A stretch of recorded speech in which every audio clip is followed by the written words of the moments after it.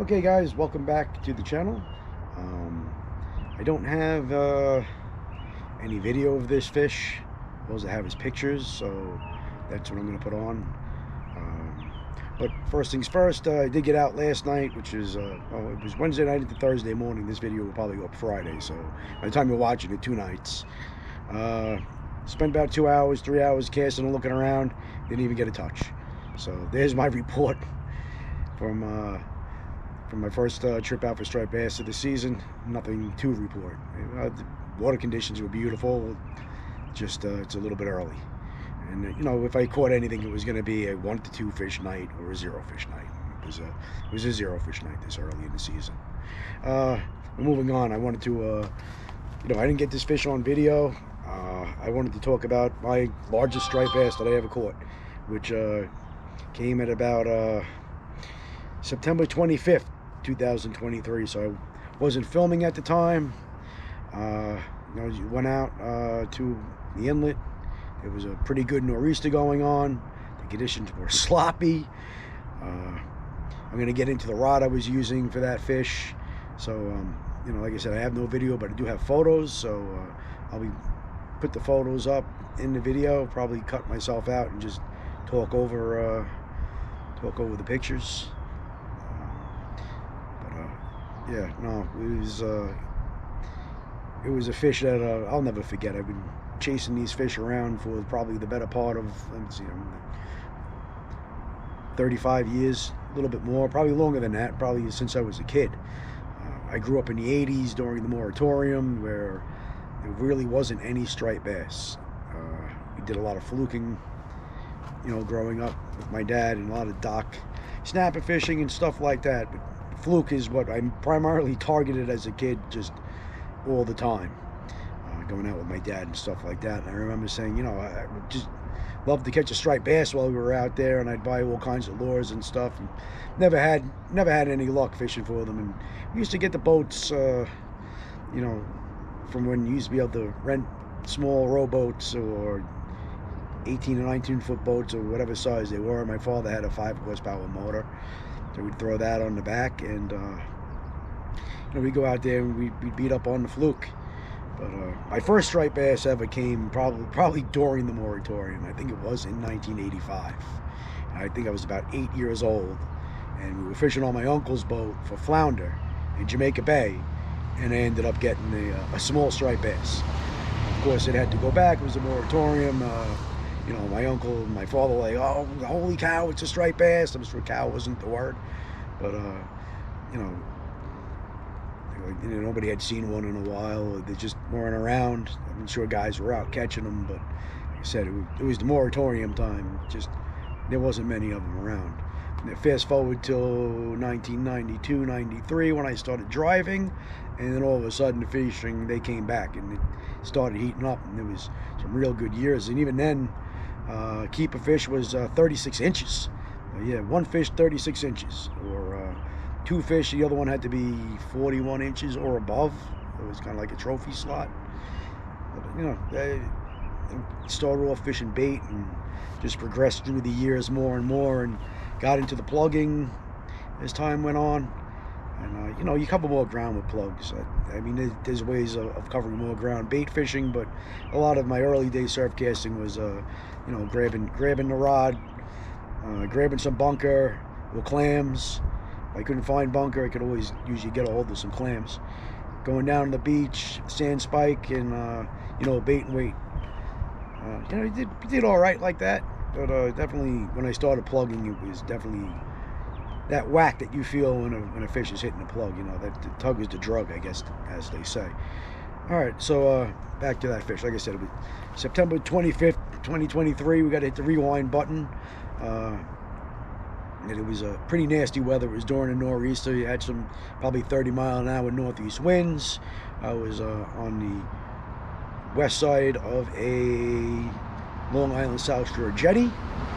I'm sure many of you, when you see the picture, are probably going to know where it is. Whatever, it was a year and a half ago, so no big secret that big fish hang out at jetties. Being able to catch them, another story. And there was some good fish around, and the current was ripping so good and the wind was ripping so good, we were using actual 5-ounce bucktails. Fish took a 5-ounce bucktail that I tied myself. It was a chartreuse over white, one of my favorite colors to throw and tie. I have so much luck with that color. So, you know, I make my own bucktails, so that's all I'll tie them. Not that white doesn't work, not that short doesn't work, not that every other color under the sun will work at a certain time, or guys prefer them or whatever, but short over white has always been kind of my go-to, especially when the water's a little murky. That short stands out. This fish hit, and I got it in pretty quick. A buddy of mine ran down on the rocks, grabbed it. He grabbed it on his boga, looked at me and said 42. I said, no way. I was like, that fish is 42. He's like, 42. You know, he took it back up the rocks. You know, swore for myself, 42 pounds, ecstatic, was happy. You know, that was the biggest fish that I ever had.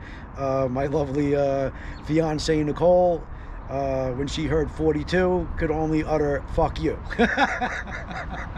So that's our relationship in a nutshell right there. And you know what? She had some really nice fish that day too, and I'm gonna throw those photos up on the video. So excuse my language. That's gonna be my one F-bomb for a while, but it's just wouldn't be as funny if I didn't tell the story the whole way. So that was that fish. That was on a 5-ounce bucktail, and that fish was close. He was not far out. He hit me pretty much straight up and down, and this rod pretty much kicked its butt pretty good. And I'm going to talk about this rod next. So this is the Lamiglas Night Shift, 10-foot. I'll read it right over here. He's always mess up. It's a medium heavy stick, rated 1 to 6 ounces. Fast action, Nicole. It is a fast action rod, and it is medium heavy. It is a tank of a rod. It really is. This is not a rod that I want to go and use every day on the beach. It's a heavy rod. It really is. This is a this is a good rod for canal fishing, for anything over 4 ounces. You know, I'm grabbing this rod. Anything under that, I'm probably going to grab my Super Surf. It's a lighter rod, and it's probably, you know, my favorite all-around rod that I have is my Super Surf. That rod, like I said, very powerful rod. Very powerful rod. You know, you could cast 5 or 6 ounces, no problem. That's why I went with that rod. With the Lamiglas, I have no problem throwing up to 4. When I start getting up to 5, it's kind of like a little bit iffy, get a little bit nervous. I have fished 5 with that rod without a problem. And I was using 5-ounce Algags at the canal with the Super Surf. And, you know, no problem handling those fish. And I think I had a VR 150 on it. And I was still pulling that fish out of the rip, up to 30 pounds, 35 pounds. I think the biggest one I had until this fish that I'm making the video about was 36, and it was from the canal on that rod. But, you know, this one I feel a lot more secure. This one I feel will handle a heavier load, 5, 6 ounces if you needed to throw it in the inlet, which isn't always. No, you thank God. Most of the time I'm throwing 3. 3 is pretty much what I'm throwing. So like I said, the Super Surf is pretty much what I'm throwing. But I got a hold of that rod for the heavier fishing, for when it's snarky and that wind is blowing and you got to get 5 ounces out there because that current is just ripping through and you're not even kissing the bottom with 3 or 4. You know, that was the case that day. Let's see, what else did I want to cover on this video? So I lost my train of thought, so we'll probably clip and edit this little part out. No, maybe we'll just leave it because I like being candid. I'm not the greatest public speaker at all. I enjoy making these videos. I enjoy trying to help people learn about fishing, so that's what these videos are going to be about now. Just, you know, instructional tutorial, any little things that I find, maybe even just like minute videos on stuff that you know, I feel like is a great find that you should have in your truck if you're doing full wheel driving and stuff like that. All right. Well, thanks, guys. You know, that's my story. That's my biggest fish. That fish, I ran it back to the jetty pocket and probably sat in the water with it with the ripping waves for about a good two or 3 minutes just to make sure that fish was going to swim back. And but the amount of time that I had that fish out of the water, got the bucktail out of his mouth, took 2 quick photos. I think it was out of the water for maybe a minute at most, and then me running down the pocket on the other side, just so I could make sure that fish, you know, got gills in the water. I could hold it safely and release it. You know, that was also one of the greatest feelings, was watching that fish swim away. It's always a great feeling watching a big fish just kind of just take off and flip its tail at you and say, yeah, see you later. You know, maybe I'll catch it when she's 50. If I ever get a 50. If I don't, I don't. That fish was weighed on a boga, so it was 42 pounds.